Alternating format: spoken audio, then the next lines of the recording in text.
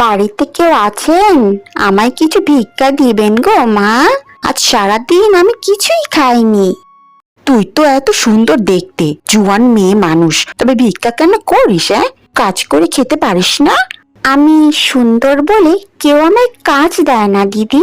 দিদি, আপনি আমায় কাজ দিবেন, আমি সব কাজ করে দিব। না না, এত সুন্দর আমি কাজে রাখি না। তোকে কাজে রেখে আমার সংসারটা ভাঙি? যা যা, অন্য বাড়ি যা, ভিক্ষে নি। আমার যে কেউ নেই, বাপ মা কোনো জমিও রেখে যায়নি যে চাষ করে খাবো। সুন্দরী যুবতী বলে কেউ বাসা বাড়ির কাজও নেয় না। তো ভিক্ষা ছাড়া আমার যার কিছুই করার নেই। যাই, কটা পান্তা আছে, পেঁয়াজ দিয়ে খেয়ে নি। পিতা, আমি শিকারে যেতে চাই। কুমার বিক্রম, এখন শিকারে না গেলেই নয়।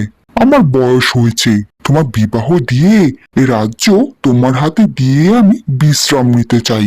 তাই এখন তোমার শিকারে যাওয়া চলবে না। না পিতা, এ শেষবারের মতো আমি শিকারে যেতে চাই। ঠিক আছে কুমার।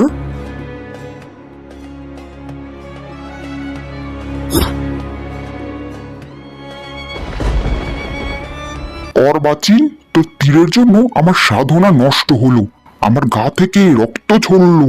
আমি তোকে অভিশাপ দিচ্ছি, আজ থেকে তুই সাপ হয়ে বনে জঙ্গলে ঘুরে বেড়াবি। আমাকে ক্ষমা করুন সাধু বাবা, আমি আপনাকে দেখিনি, আমাকে ক্ষমা করুন। বেশ, তবে যদি কোনো সুন্দরী নারী তোকে ভয় না পেয়ে তোর গলায় মালা পরায়, তবেই তুই মানুষ রূপে ফিরে আসবি।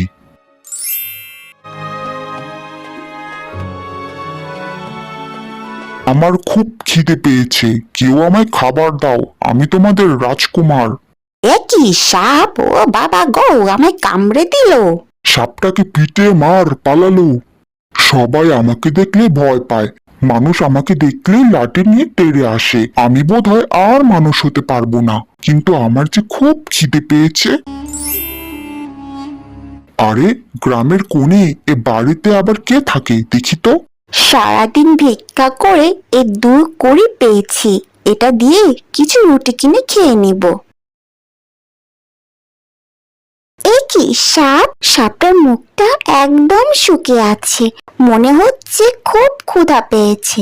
এই 2 কড়ি দিয়ে আমি 1 বাটি দুধ কিনে আনি। সবাই আমাকে দেখলে ভয় পায়, কিন্তু এই মেয়েটা আমাকে খেতে দিল। এখন এই মেয়েটা কি খাবে? আমি আজ জল খেয়ে কাটিয়ে দেব, কিন্তু আমি জানি তোমার খুব খিদে পেয়েছে, তাই খাবারটা তুমি খাও। মেয়েটা সত্যি খুব ভালো।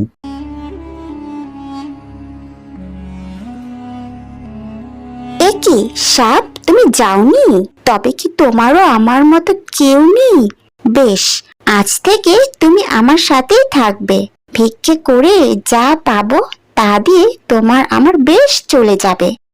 কিরে সুন্দরী চম্পা, তোকে কতদিন থেকে বলছি আমায় বিয়ে কর বলি। আমাকে বিয়ে করলে তুই সুখেই থাকবি, তোকে আর ভিক্ষে করতে হবে না। না, তুমি খুবই খারাপ লোক, তোমাকে আমার একদম পছন্দ নয়, তুমি চলে যাও এখান থেকে।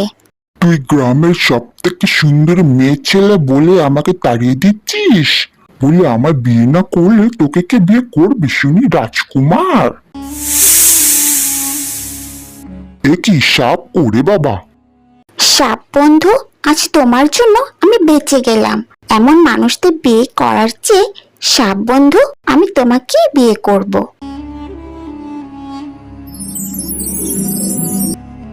কি, কে তুমি?